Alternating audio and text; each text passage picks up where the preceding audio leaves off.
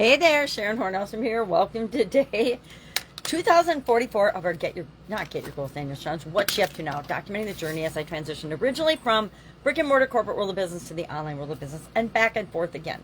Today, our idiom for supersize your business. I share an idiom every day in my business building group, and I am doing an annual challenge. I've narrowed down the amount of content that I create every day to 3 videos a day, which is a lot. Right? It's a lot some days. Some days it's not bad at all. And I really look forward to doing it because it keeps me moving forward. And it's a project that I can do when I want to do it. And it's for me as much as for everyone else that I'm sharing with, for my own personal development and consistency and everything else. So today our idiom for supersize your business is to keep an eye on something. I already lost my magnifying glasses. I always have a plethora of magnifying glasses around me and magnifying devices. Because of my vision challenges, there's all kinds of them that I keep around me at all times. And I have just a whole bunch of them. They're very dirty. It's amazing I can see out of them at all. But I make them work. Ooh, that's my favorite one, that great big one. So today, keeping an eye on something is something I do all the time. But I shared my thoughts on the things that we keep our eye on, the things we pay attention to, the things we stay informed about in our life as well as our businesses and building our business are the things that not only we pay attention to and are important to us, but they become what's important to the people that we partner up with or that our team members, employees, etc. pay attention to. So if I'm focusing on cash flow, money, I'm probably making more short-term decisions, as are the people that are helping me build the business, than I might want to be making. So we want to balance our perspective and make sure that we're keeping an eye on a balanced amount of things that actually create the results that we want.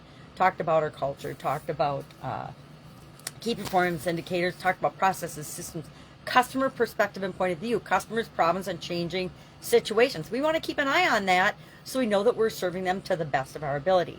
We want to keep an eye on what's going on in the world. Boy, that was a wake-up call. 2020 pandemic. I wasn't ready for that one.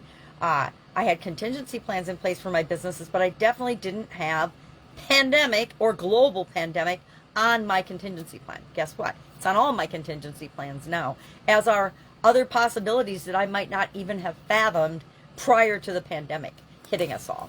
So things like that, and talked about that with respect to building our business and creating the business that we want, and the importance of paying attention to things that we might not even think we need to pay attention to, like our culture, like our reputation, like our brand. I didn't even talk about those, but I just thought about them now. So our annual challenge today, we're talking about communication goals and skills, and we're going through our communication goal process. We're on step 5 today, which is to identify milestones, measures, and track progress. How do we know we're moving toward what we want? We're going to identify at least 3 milestones between now and the end of the year to achieve our goal.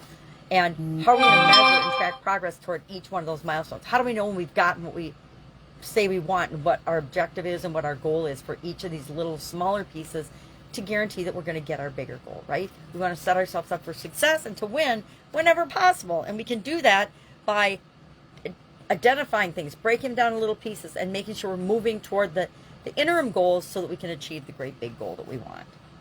So I talked about mine and what I'm doing, and I don't even think I shared my milestones for that because I haven't created them yet. They're set up in my little journal book to create, but I haven't done them yet. So I have to have milestones, and then what's my progress? How do I know I'm moving toward that or I have achieved that goal and objective? Oh, just lost a sheet. I don't know where it goes, so I just stick it in. All right, so if I can help you in any way, hit me up. It's Tuesday where I am. Kids are starting school here, so that's kind of a nice change for a lot of people, a lot of parents, a lot of caregivers, etc.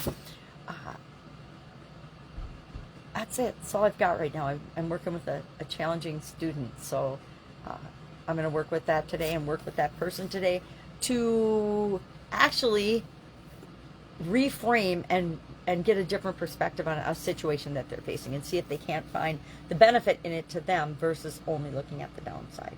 All right, have an awesome day. I'll, of course, be with you tomorrow.